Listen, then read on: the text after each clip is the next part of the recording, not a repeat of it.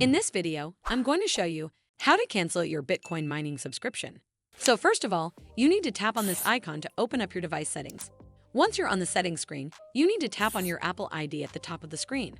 From here, you're simply going to choose the subscriptions option and then give it a moment to load.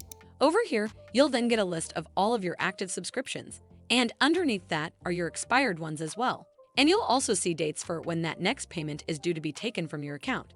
Next, tap on Bitcoin mining under active subscription section. And then in here, you'll have the option to cancel subscription at the bottom of the screen.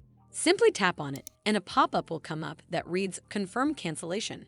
Then hit confirm and you'll not be charged anymore. And the great thing is you can carry on using the app until the subscription date was originally due.